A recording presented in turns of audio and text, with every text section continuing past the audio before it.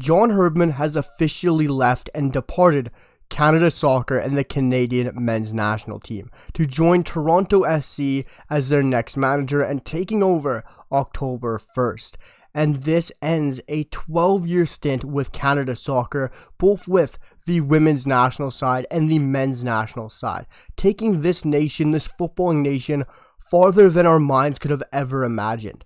Taking Canadian men's national side, the men's team, to a World Cup for the first time in 36 years, topping the group, convincing dual nationals like Jonathan David to join, and many others, and changing this nation to become a footballing nation worldwide, and for people to look at us and actually recognize that we are now a footballing nation. But this move, him joining TFC, has sent shockwaves throughout the Canada and Canadian footballing world. It has divided the fan group. It has made a division throughout the fan base. You can see it throughout social media, throughout Twitter, everywhere. You're either on the side of the coin, and let me know which side of this coin you guys are on, because I'd love to hear all your guys' thoughts on John Herdman leaving TFC and everything going on, because everyone has an opinion on this, and it is crazy. Let me know which side of the coin you're on and your opinions, because you're either on the side in the division of John Herdman shouldn't have left. I'm absolutely gutted. This is a terrible move. The CSA and Federation are all to blame here. Or you're on the other side of this coin. John Herdman took this side as far as he possibly could, and he was always destined to manage a footballing club at the club level. And he was never going to stay with us for any longer, even though he did say he was committed to 2026. And for me, that's the side of the coin I'm on. I always personally felt he was destined for club football. He was ready to make that jump. I always knew he wanted to go coach in England. He wanted to go make that leap to the Championship, to the Premier League. And when I saw those links after the World Cup, I thought he was going to go. And when I knew there was links, when I saw there's links to TFC, I kind of prepared myself for this.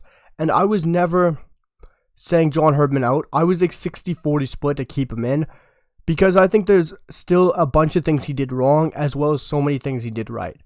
For me, this is as far as he can take the side personally, for his managerial abilities. As a fan, as a huge supporter and a content creator of this national side, looking at this team, the way they set up in a 3-5-2 or a 3-4-3 or whatever John Herdman decides to play them in, he's always stuck with the 3 in the back. He's always been reluctant on playing that 3 in the back. And for me, I've always said this, he needs to play a 4 in the back. And getting a new manager in could completely change the system, could completely tactically change this, and it would be very exciting. But I'm not going to dwell on that because I've talked about that in other videos. But I was listening to KJ, Gareth Wheeler, and Oliver Platt talk on One Soccer, and there was some very interesting comments, and I absolutely loved listening to it. And KJ is by far my favorite Canadian soccer pundit, or listening to whatever he has to say about Canada soccer, because it is always brilliant to listen to and spot on.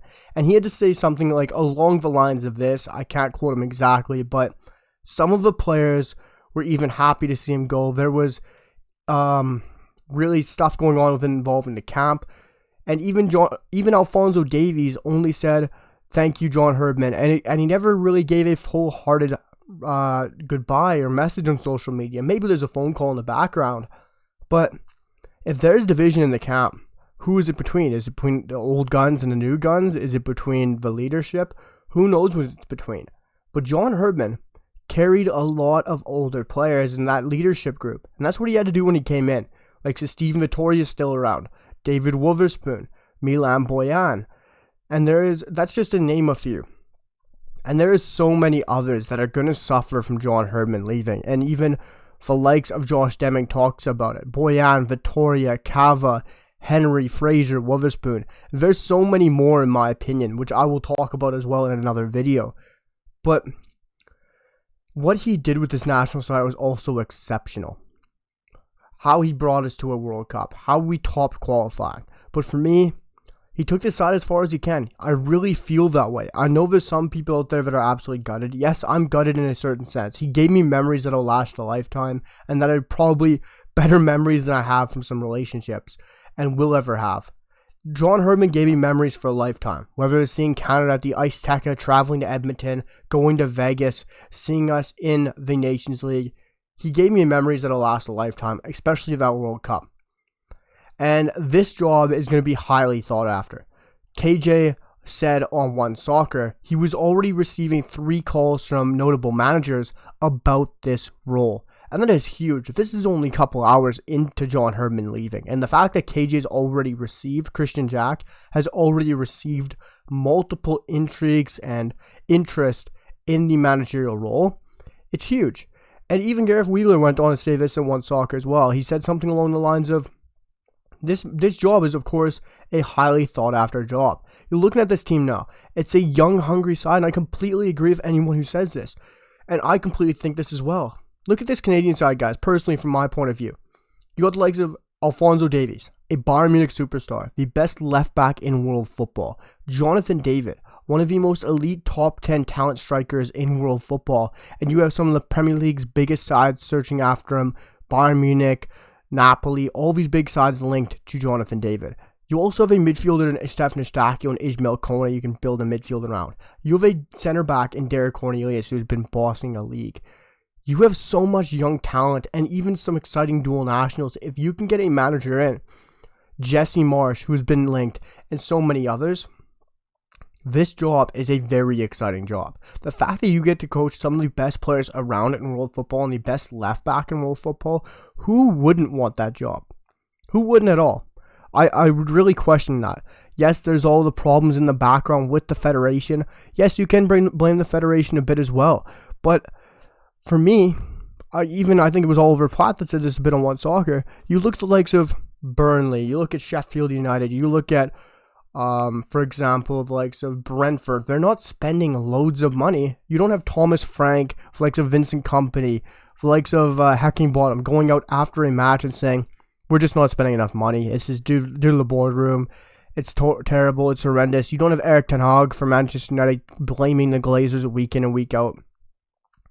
And for me, I think you need a manager that is also going to come in and not just make it all about the federation. He's going to come out a bit out of the headlines, lean it back, focus on coaching this team to their utmost brilliance, and not just focusing on everything behind the scenes, taking the ability off the players, doing what a Jose Mourinho would do in a press conference, saying, it was on me, it was on the officials, it was on the refereeing today, it was on the pitch, just like a Jurgen Klopp would do.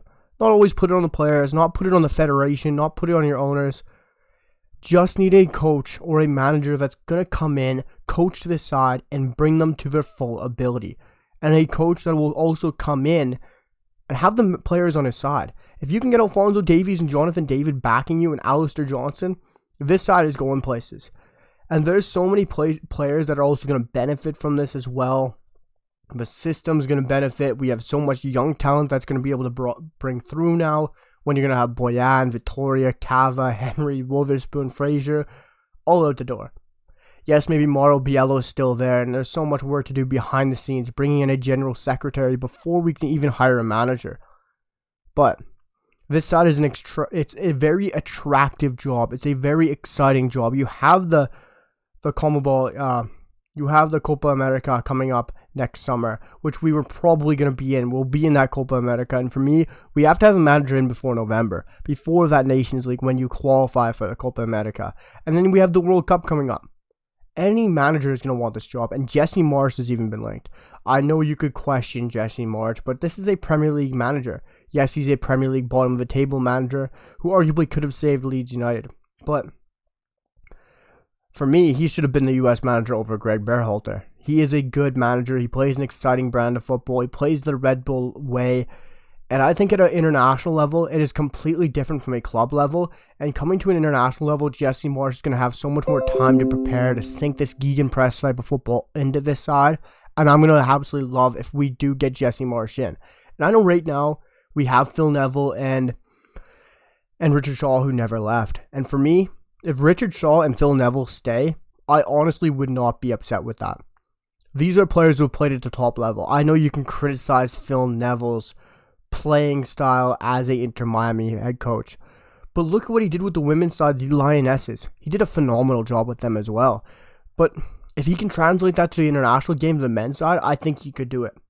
He was a great left back in his day. Why can't he do that with Alphonso Davies? I think he could go well. But this is an attractive job. This is an exciting job. You got the Copa America next summer. You got the World Cup. You're playing with one of the best strikers in world football. One of the best left backs in world football. This job couldn't be more exciting, and this couldn't be a better time. You got great leaders. You got exciting young talent. You got dual nationals you can convince. And international manager jobs are completely different than clubs.